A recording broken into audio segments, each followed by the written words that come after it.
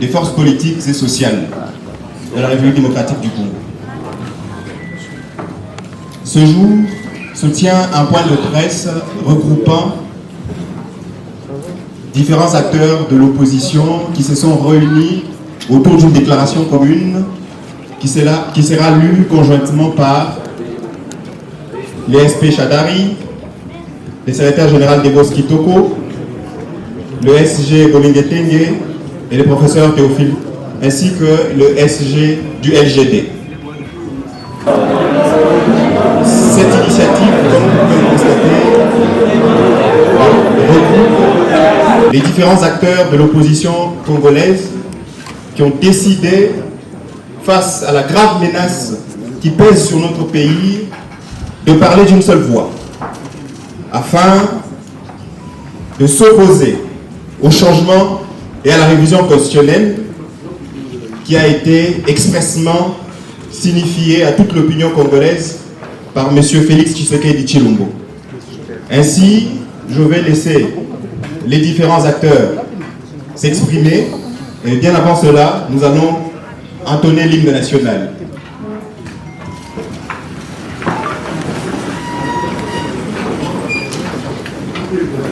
Debout Congolais, 1, 2. Debout Congolais, unis par le sort, unis dans l'effort pour l'indépendance. Longtemps courbés, et pour des bons, prenons les plus belles élans dans la paix au peuple ardent. Par les labeurs, nous bâtirons un pays plus beau qu'avant, dans la paix citoyenne. Entonnez l'hymne sacré de notre solidarité, fièrement saluer l'emblème de notre souveraineté.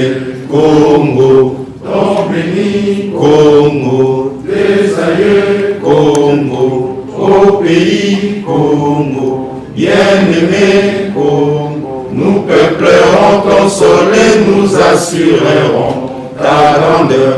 30 juin au doux soleil, 30 juin du 30 juin, jour sacré, sois les témoins, jour sacré de l'immortel, serment de liberté, et nous léguons à notre prospérité pour toujours. Voilà, merci. Très rapidement, laissez-moi peut-être rappeler les différents partis qui vont signer la déclaration de ce jour.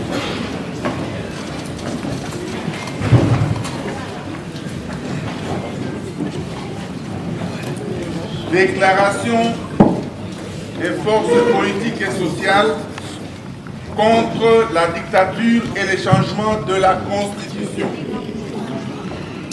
Dans ces adresses de Kisangani et de Lubumbashi, en date de 9 et 16 novembre 2024, Monsieur Félix Tshisekedi Tshilombo a confirmé sa volonté de changer la constitution du 18 février 2006 sous prétexte qu'elle n'est pas adaptée aux réalités congolaises, qu'elle a été rédigée par des étrangers et à l'étranger et qu'elle ne préserve pas la souveraineté nationale.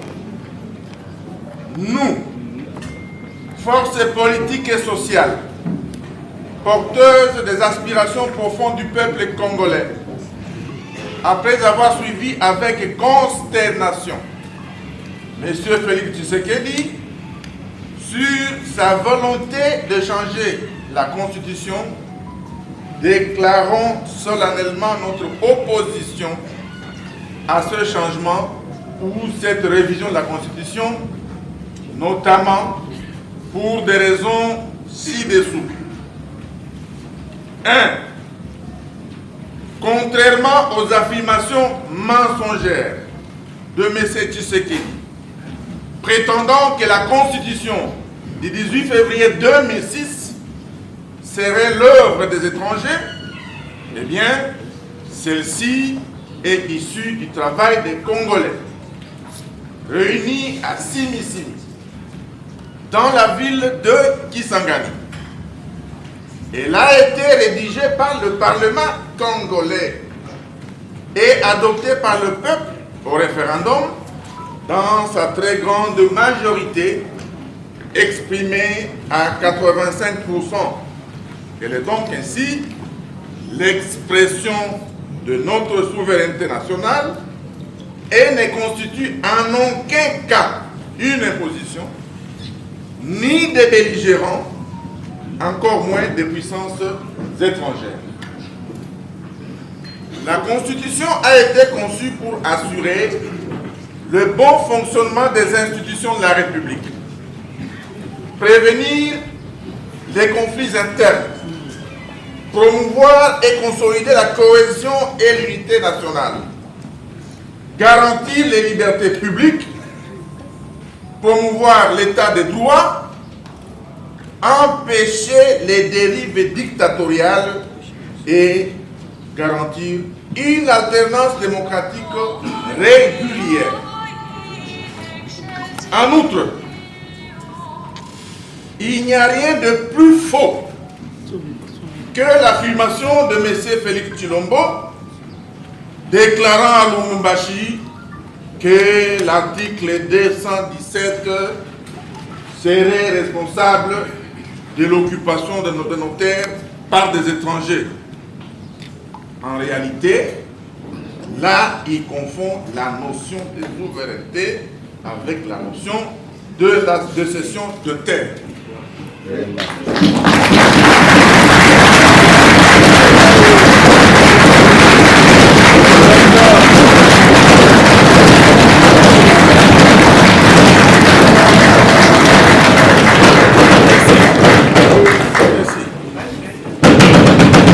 Est-il besoin aujourd'hui de rappeler que dans notre pays, selon l'article 214, alinéa 2 de la Constitution, aucun millimètre, je dis bien aucun millimètre du territoire national ne peut être cédé à quiconque sans l'accord préalable du peuple congolais consulté par référendum. Voilà.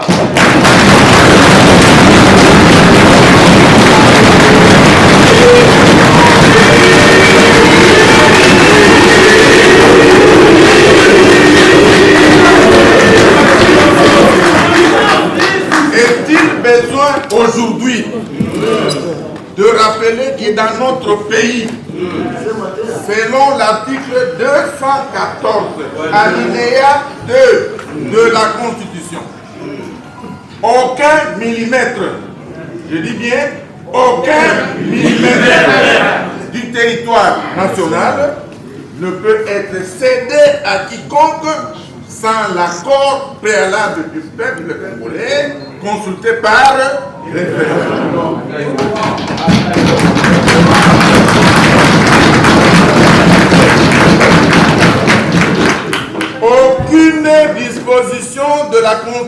du 18 février 2006 n'empêche M.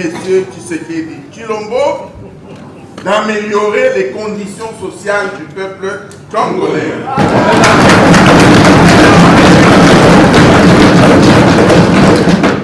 Notamment en garantissant une rémunération décente pour nos militaires, une rémunération décente pour les policiers, les enseignants, les médecins et autres agents et fonctionnaires de l'État, en donnant à la population l'accès à l'eau potable, à l'électricité et à des soins de santé de qualité, en stabilisant les taux de change, en construisant et en réhabilitant les routes, en régulant la circulation routière pour contenir les embouteillages,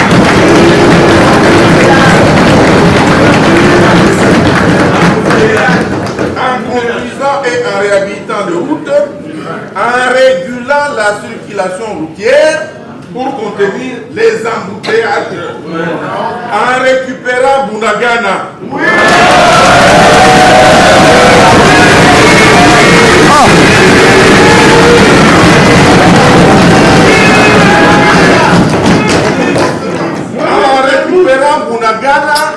Et la centaine d'autres localités occupées par le M23,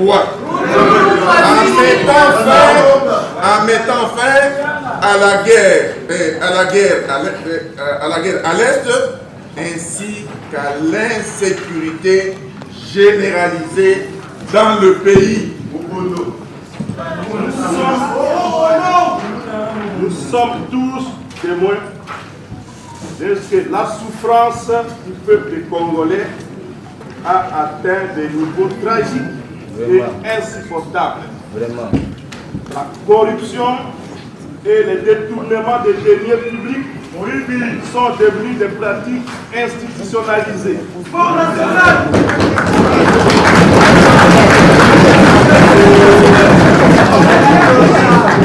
L'espace de liberté s'est gravement rétréci. La répression contre l'opposition a conduit jusqu'à l'ignoble assassinat de l'honorable Chérubin Okende.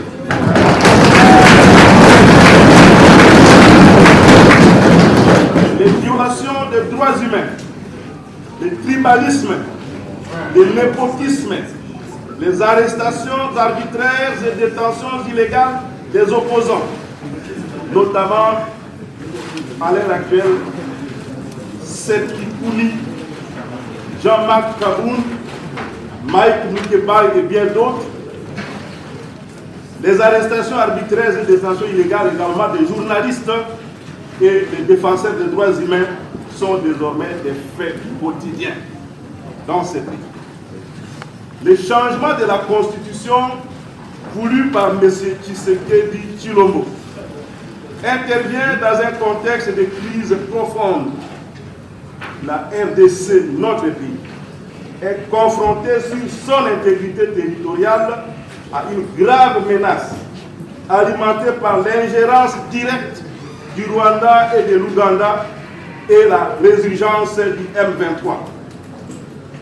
À cela s'ajoutent les violences des ADF à Beni et Irumu, de Kodeko et Zaïre, qui sont des groupes armés en Ituri, la présence de troupes burundaises au sud Kivu, les massacres perpétrés par les Mobondo dans les territoires de Kwamut, de Bagata, de Kenge, de Kivula et ici à Maluku, dans la ville province de Kinshasa, notre capitale, ainsi que des exactions des milices de l'IDPS, abusivement appelées forces du progrès, et des Koulouna à travers le pays. Il y a encore à citer les tueries et déplacements des populations de Lubunga dans la ville de Kisangani, les massacres des fidèles de l'église Wazalem à Goma, des prisonniers au centre de détention de Makala, les massacres de Kilwa, de Lwilu et de Kilobelobe dans le Grand Katanga. la RDC, notre pays, compte aujourd'hui plus de 8 millions de déplacés internes à la suite de toutes ces violences et tous ces conflits armés. Dès lors, révisons haut et fort, l'initiative de changement ou de révision de la Constitution est totalement injustifiée, inopportune, illégale, anticonstitutionnelle, une menace grave contre la cohésion nationale et une haute trahison de la part des structures.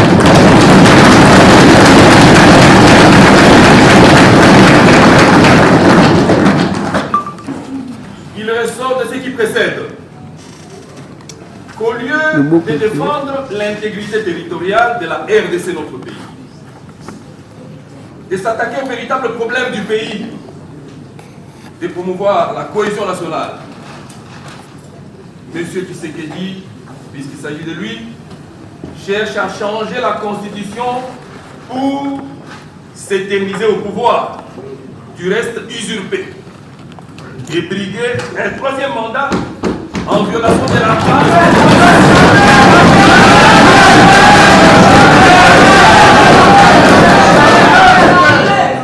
Je disais, M.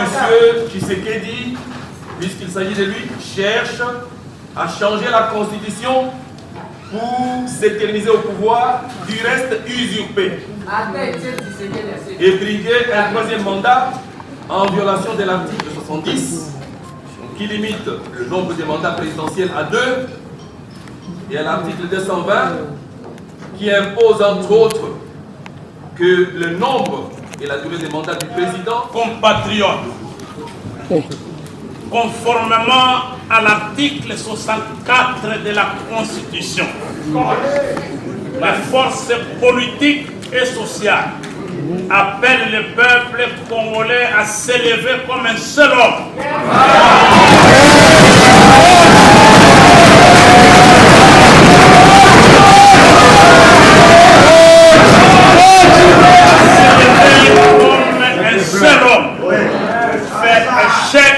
À ce plan diabolique visant le changement de notre Constitution et qui va consacrer à coup sûr la balkanisation de notre pays, la République démocratique du Congo. Des manifestations citoyennes à travers tous les pays et dans la diaspora seront organisées dans les jours à venir.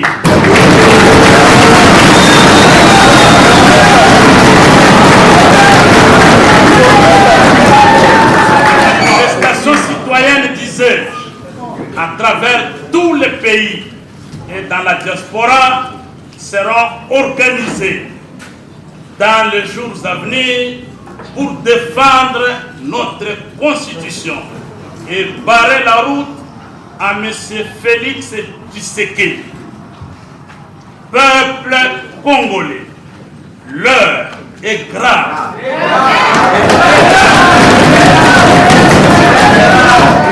Réveillons-nous, défendons nos droits et notre souveraineté.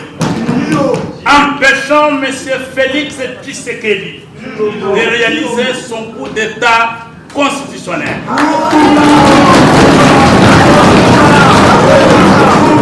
À l'unisson, nous disons haut et fort, pas de changement de constitution, pas de troisième mandat à M.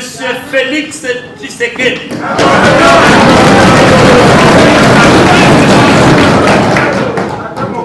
Pas de présidence à vie à République.